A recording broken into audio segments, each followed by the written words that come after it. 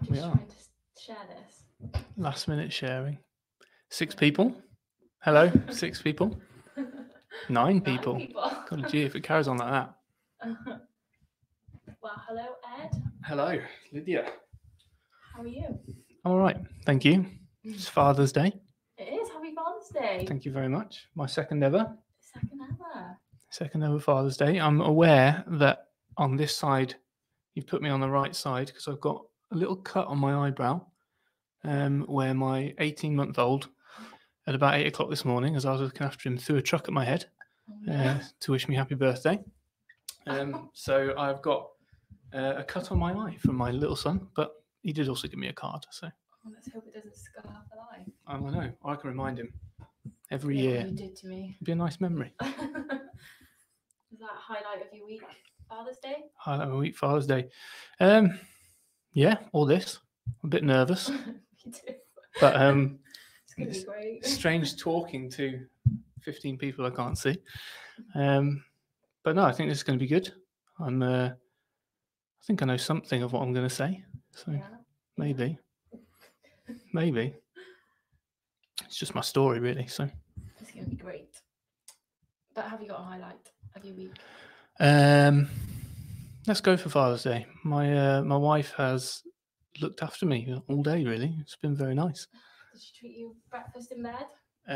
No, she had a lie-in. But post lie-in, it was very nice.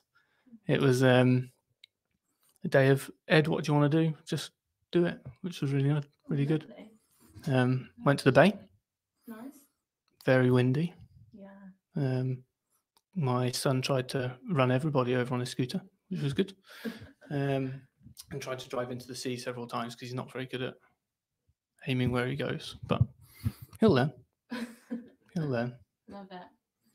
And so, what is something you're looking forward to when lockdown restrictions are lifted? I feel like there should be a really obvious answer, because for me it's hugging people. Are you a hugger? Like now you can meet up with people, but it's still distanced, and it's really kind of like, actually I haven't. Naturally, I'd put my arm around people or just like hand on the shoulder when I talk to them and stuff. And I find the goodbye really strange. It's like you want to hug. Yeah, like, see you in a bit. See you. Can't even elbow bump or anything like that. So hugging, and also feel like I've talked about him about 20 times already, but letting my little boy run around and literally go up to whoever he wants. That's a big thing. Yeah. Because you go out with him and you feel like you spend the whole time whisking him away from people who he wants to go and steal their bikes, or I don't know, hug some other kid or something. But so yeah, hugs, and seeing people in the house, because if it rains when you're hanging out with someone outside, then you just got to be like, bye. And that's like, it was like as soon as the restrictions changed and you were allowed to meet people in the gardens, then it just started to rain. It's supposed to be better this week though. We've had a couple of barbecues and always forget to warn our neighbour, and she's always got her washing out. Oh, no. So we always have to shout over the wall. No, she's really cool with it. She's really nice, but every time we light it and we think, golly, she's done all this washing, we're just smoking it all out. It's going to smell like barbecue smoke for... That is Joseph's thing. He's most looking forward to is barbecues. Big barbecues. Yeah, because we live in a flat and it's not ideal. No garden. No. One thing I'm looking forward to is having my hair done. Looking at the camera, all I can see is roots. It's terrible. And do you know what? The day before we left, I was looking in the mirror and I could see grey hair. Flip. Yeah, I'm 24. Flip. It's the crown of wisdom. It's the crown of wisdom. I know. I think I found one, or maybe one in the beard. The beard, I say. There's not really much there. You have none. No grey hair. You're so dark. I don't know what is going on here. This is amazing. We got 40 people. Wow, great. Shall we start then? Let's start. So, it is great to see so many tuned in. We're really looking forward to tonight. And yeah, if you've just scrolled through your Facebook and you've come across this video, then you're so welcome. or if you've been invited by a friend, we're so glad that you're here. So glad that you've tuned in and that you're watching with us. My name's Lydia and this is Ed, and we're from Grace Church in Cardiff. So we usually meet at Channel View Leisure Centre in Grangetown, but because of coronavirus, obviously we can't meet at the moment. So we're meeting online. We have a service at 10:30 in the morning via Facebook Live. You're welcome to join anytime. And then for the 4 weeks of June, we've started these conversation nights. So session 1 for week 1, we had truth and trust. So we explored in a world where there's so many leaders that you can kind of question, then why then should we trust Jesus? Session 2, we looked at suffering and grief.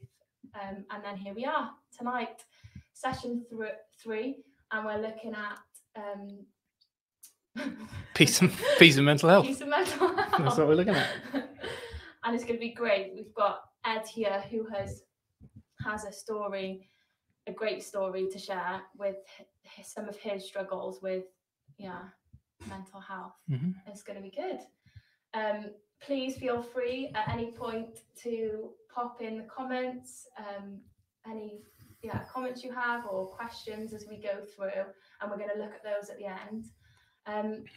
I thought it'd just be good to start with just by saying that even before coronavirus, there was a stat circling around that 1 in 4 people suffered with some kind of diagnosable mental health issue in any given year. And so our prayer for tonight is that if you're struggling with your mental health, that we would give you some hope tonight. Or if it's not something you're struggling with, we just want to maybe educate you a bit and on how best to love others that might be struggling. And I heard someone say once, these 4 words, I have no idea, can really change the way that we approach people, or they can stop us from saying something critical, because I have no idea. I have no idea what's going on inside their heads. I have no idea their story or their history. We have no idea what it's like to walk in anyone else's shoes but our own. And so, Ed, you've shared then with Grace Church before your struggles with anxiety and OCD. So could you just share with us a bit of your story and I can indeed. Your struggles? That's a great intro. That was really good. I've got to live up to it.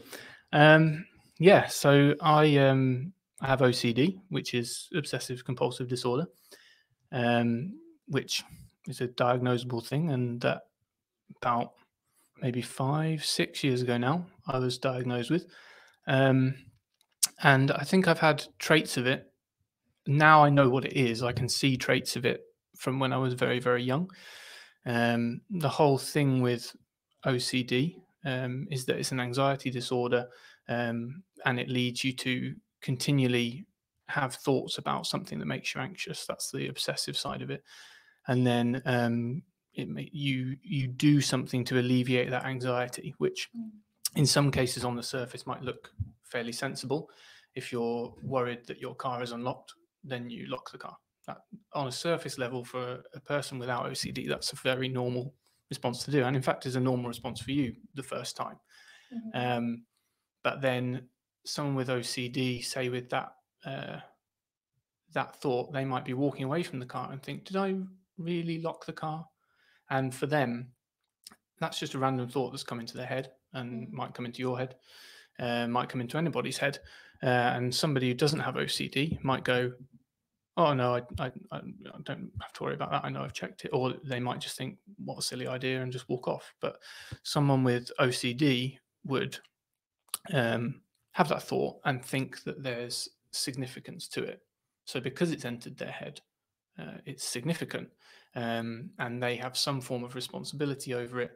They may feel very worried, very anxious, or just low-level anxious that the car might get stolen.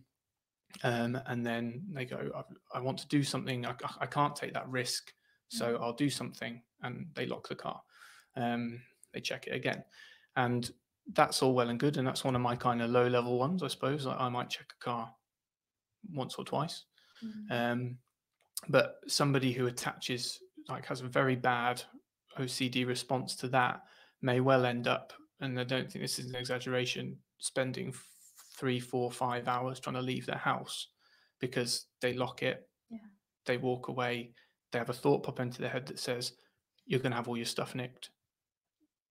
They don't see that as, their mind doesn't process that as, oh, that's a random thing, never mind.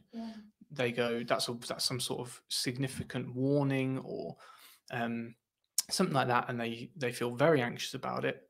And so what do you do to get rid of that? You go and lock the door again. But then the more you make that link, the more the thoughts come. So then you end up spiraling down and down. And it can attach itself to all sorts of things.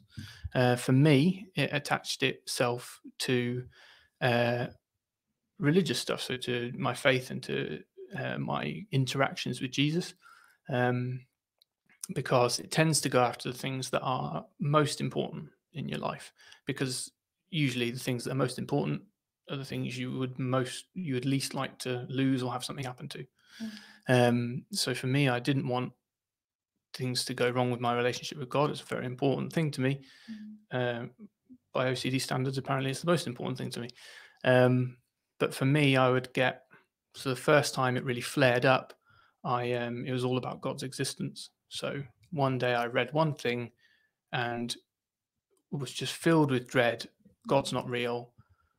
Therefore, my life's meaningless. My family are all just neutrons inside a fleshy outer thing, with no real significance. Nothing has any significance. Oh my gosh, huge dread.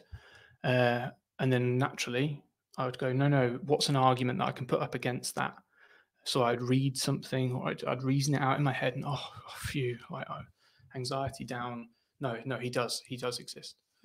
But then you can always ask a what if, and that's what OCD does. What about this? What about this? So I had a very bad patch of it at the last year of uni, and didn't know it was OCD, and thought it was something very real in my relationship with God and very real in my life, and didn't know how to deal with it. Got worse and worse for about 8 months, and then was at a church weekend away, and a bunch of people all prayed for me, and I got a moment where I got to pray the things I'd wanted to pray to God for about 8 or 9 months with a clear head.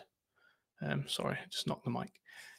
With a clear head, and I knew that they'd been said, and whether God was real or not, they'd been said, and I'd had a free moment, free of these things. And from then on, actually, it went uphill pretty quickly and back to what I would call a normal thing.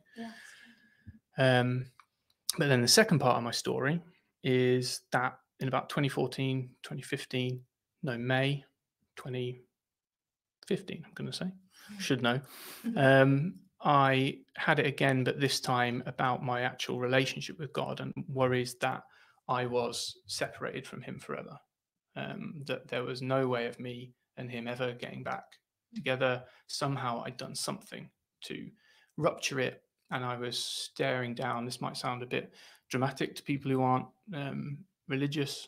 It sounds dramatic to people who are, but I felt like I had no hope of anything other than an eternity separate from God forever and ever. And I felt like those thoughts would pop into my head, sometimes several times a minute, probably an average about one every 3 minutes, for day after day after day after day. I felt like I was hanging over a trapdoor of an eternity of horror, basically.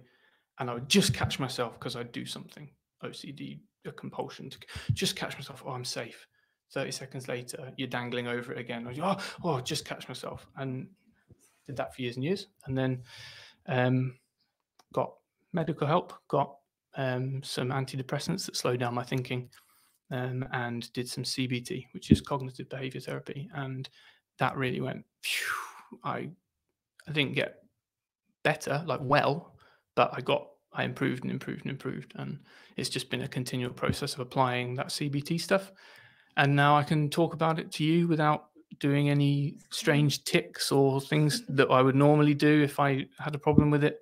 And I can have the thoughts come into my head and I just let them pass out again without doing the compulsion. Yeah, So it took a long time to say that, but Yeah. that's my story to this point.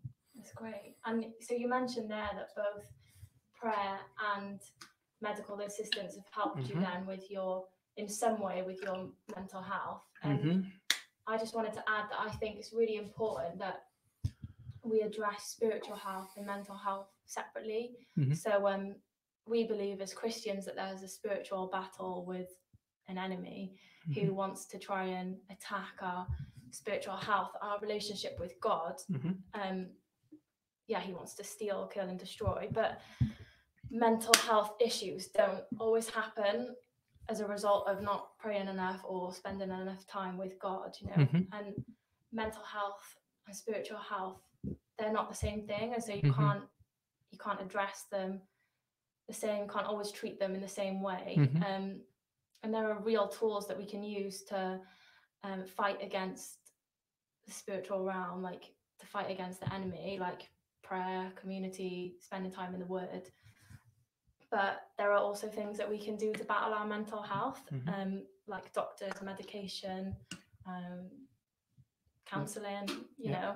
And I think that sometimes it can be ignorant to think that we can simply pray someone's mental illness away. And I'm not saying that we don't believe in miracles, because we absolutely do. We believe that God could heal anyone at any given time.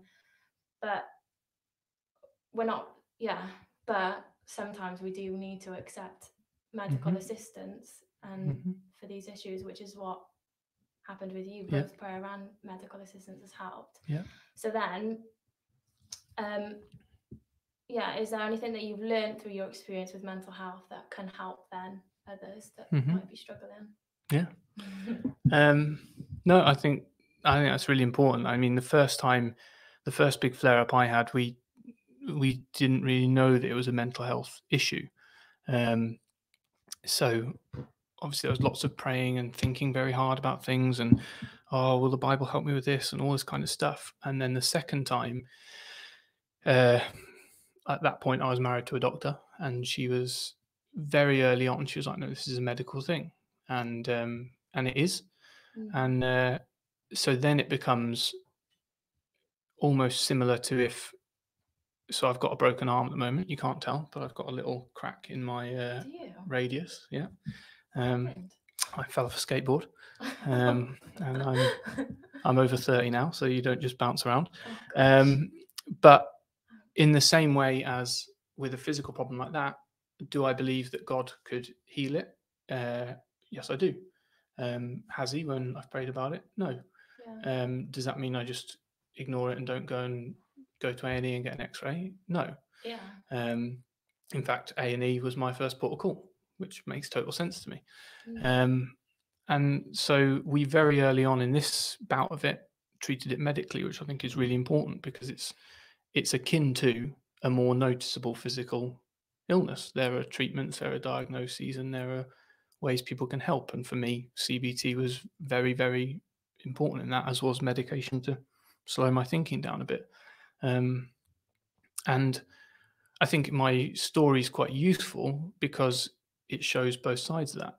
So I've been very blessed to have a lovely wife who loves God and has been praying for me for years and years.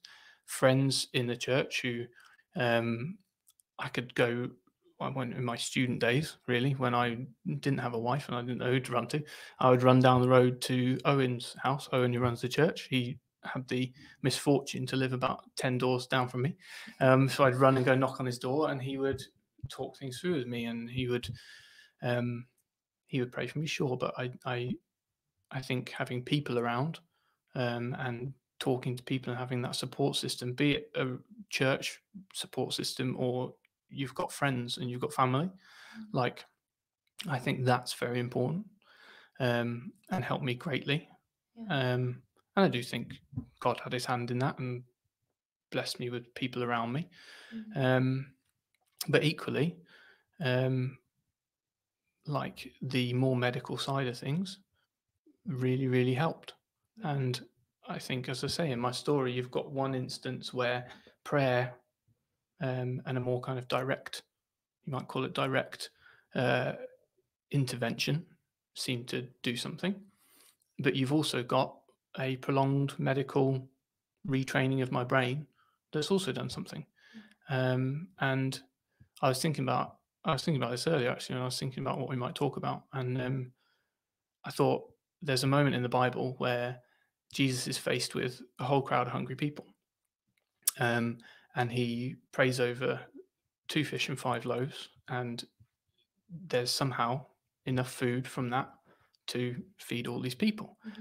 That's obviously a miraculous intervention, and the end result is the people who are hungry got food.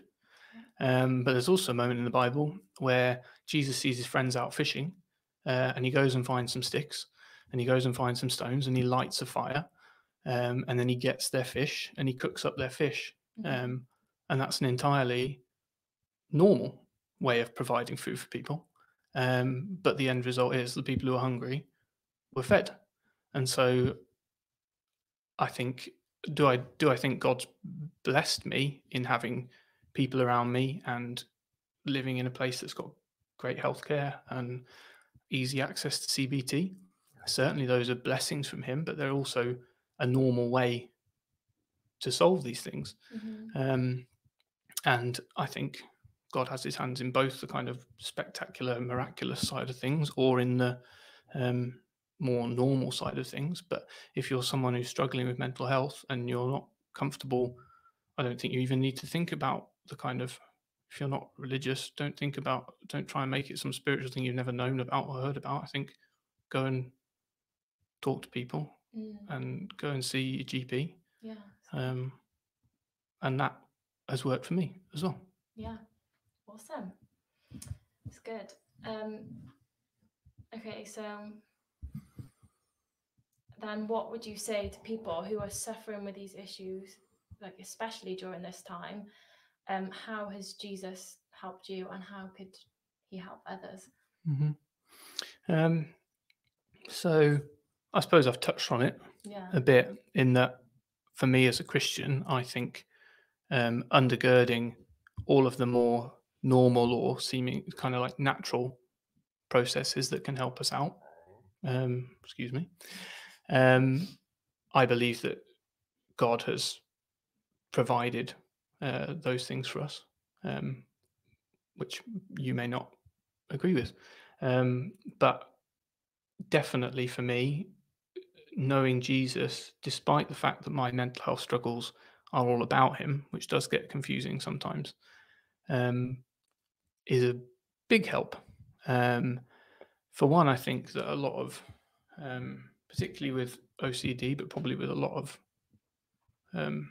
mental illnesses, there's a huge sense of responsibility that kind of, you've got to deal with whatever is plaguing you, and it's you and it's your fight, and you may be alone, or all those kind of things, and you kind of, it can feel very, very heavy that you're the one who's got this brain and you've got it 24 hours a day. And ultimately, at some level, you're going to have, you might have to do something to try and pull yourself out of it, or all these kind of things. And that can be very hard.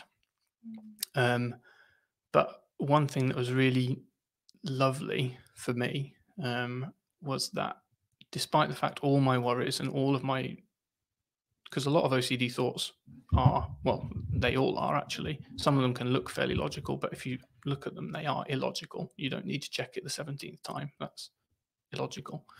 But because you're scared, your brain doesn't think logically. It goes into a kind of fight or flight. I've just stepped out in front of a bus.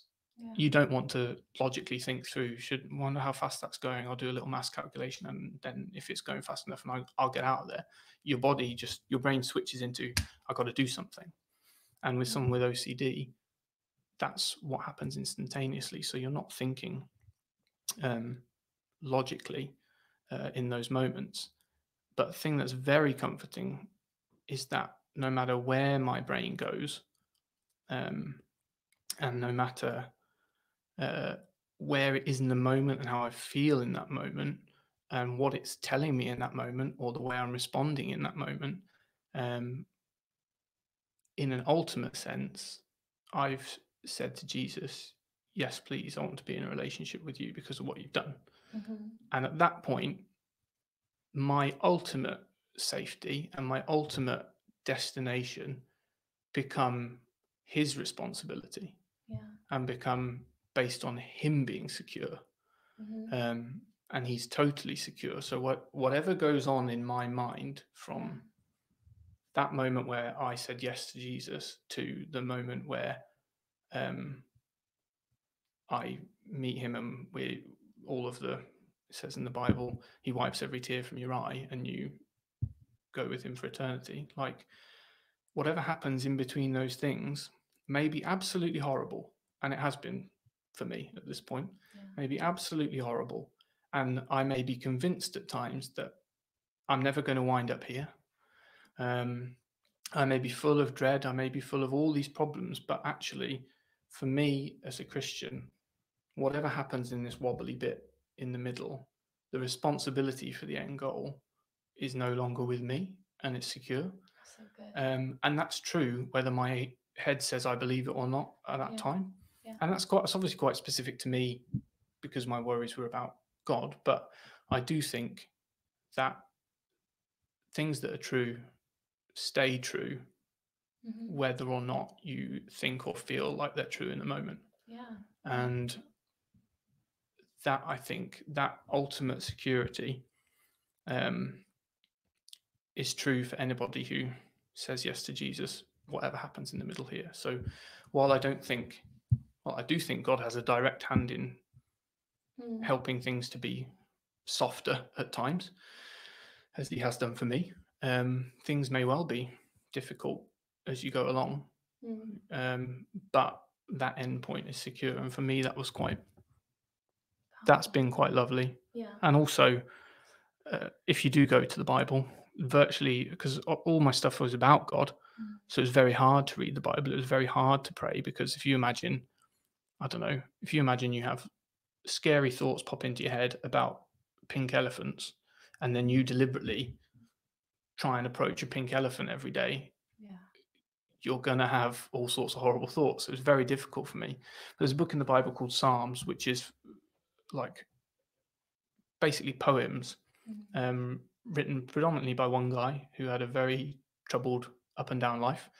But he went to some real pits of kind of despair and fear and depression and anxiety and all those kind of things. And he writes these poems and they're very, very honest.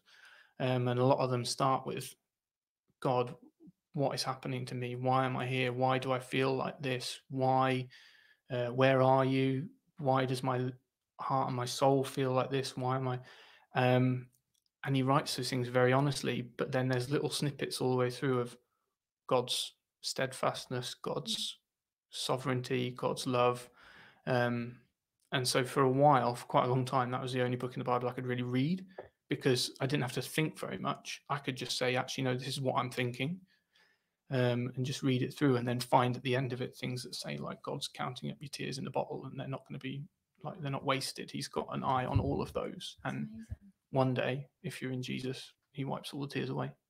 So that's so good. But is there a specific psalm that you cling to? I'm not very good at remembering things. Oh, sorry. No. There's Psalm 23, which is an absolute classic. It's about good, though. God being like a shepherd looking after wandering sheep.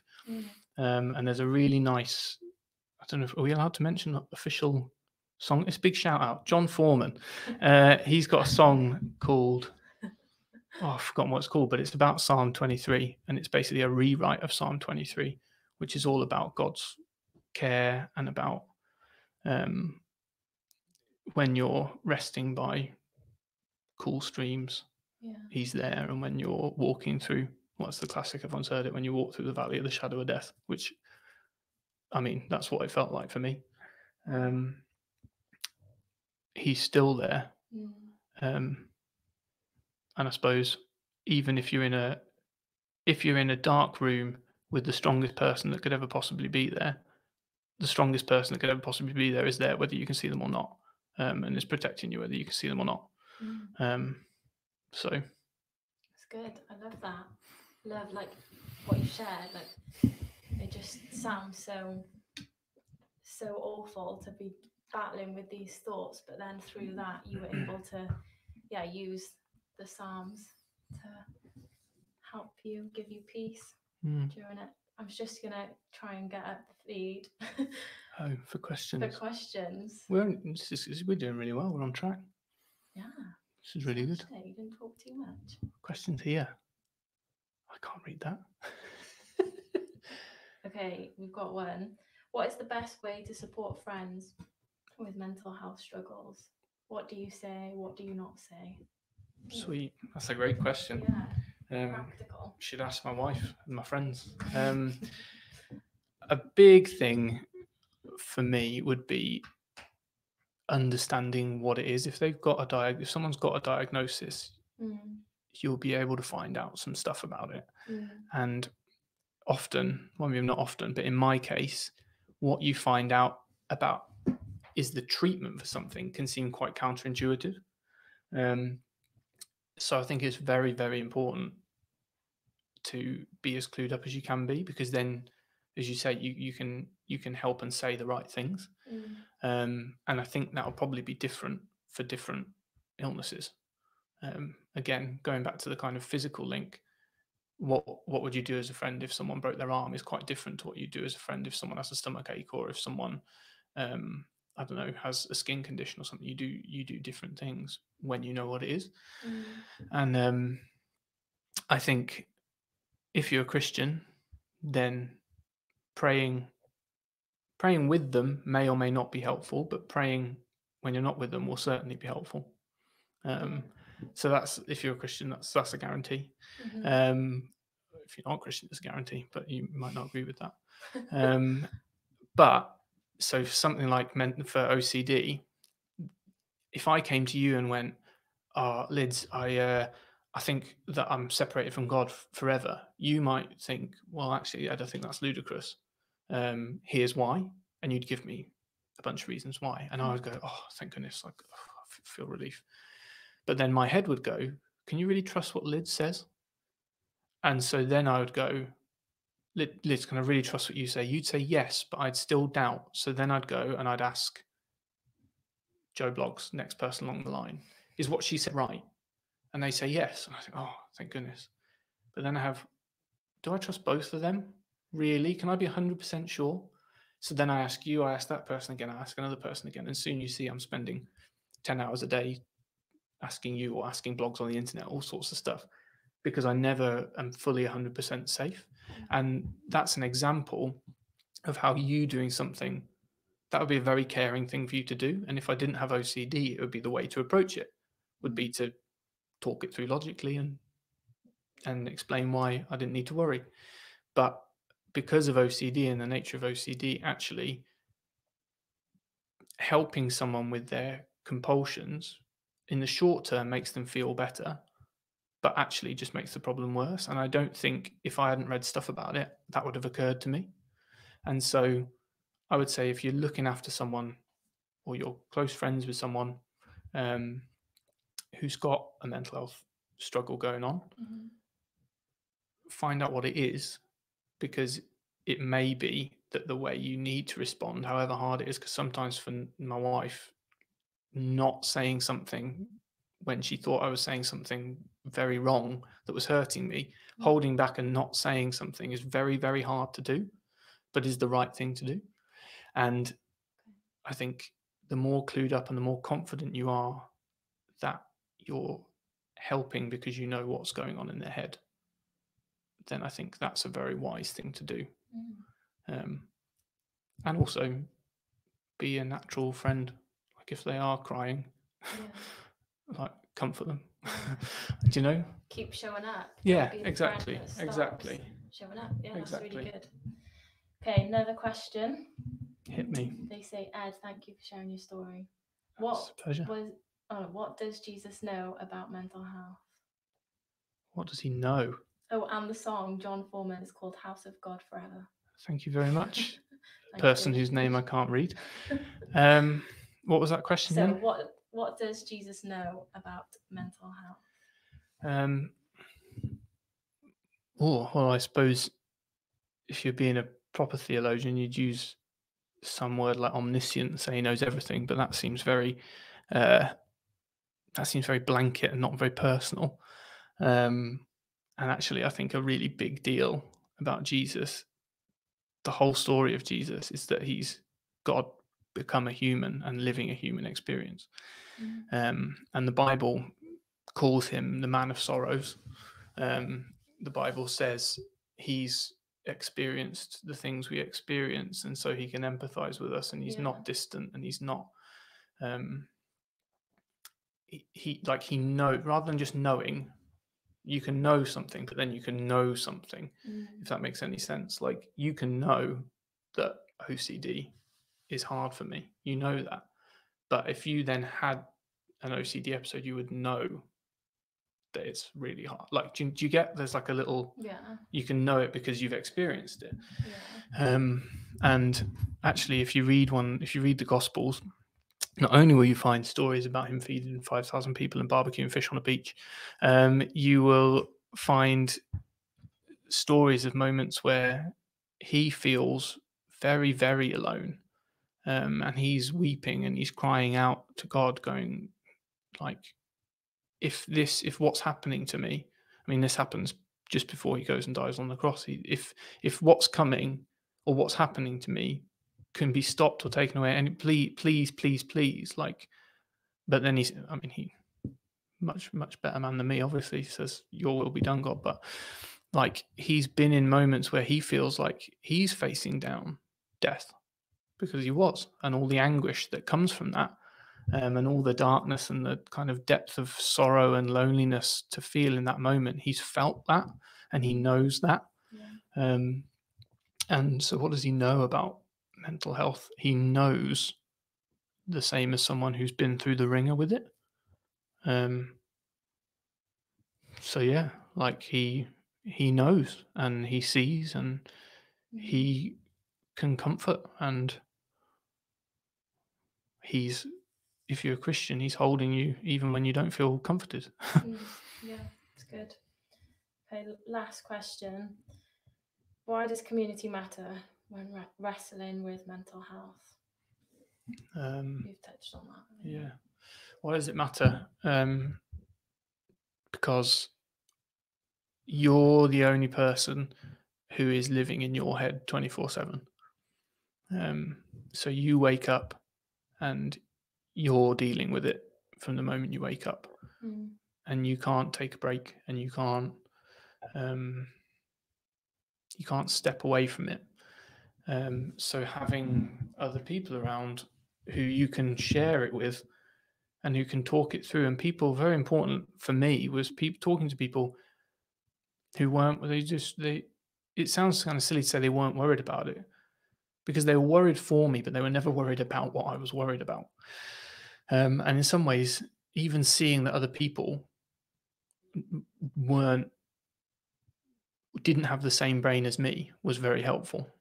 And then, as I say, them praying for me. I mean, my mum sent an email around. I had people praying for me who I've met once when I was 4, and they've prayed for me like every day for the last like 5 years and stuff. It's like, it's crazy.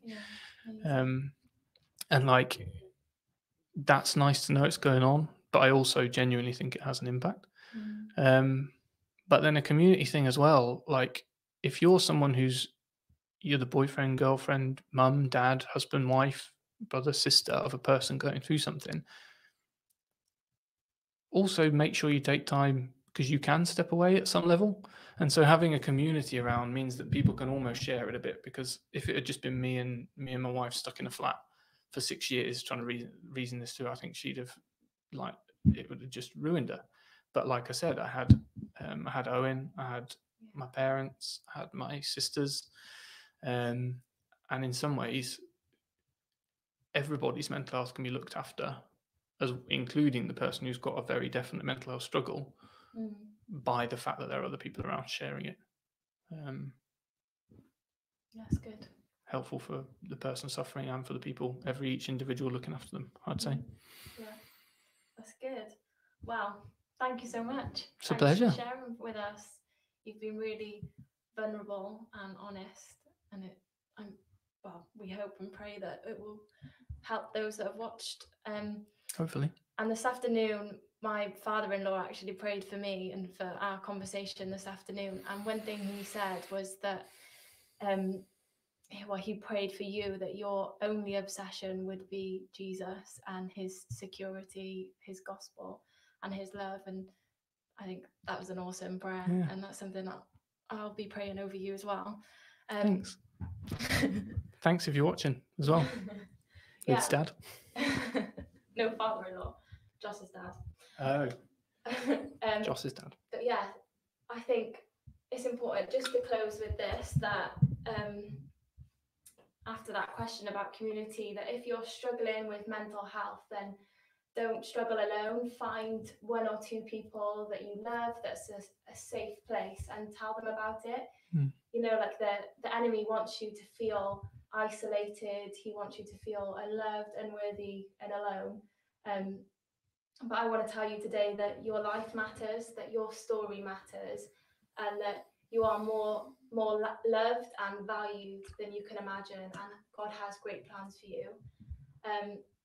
Another thing I wanted to say was that if you're struggling with mental health, or you know of someone that is, that you can go on mentalhealth.org.uk, and there's some really helpful resources on there.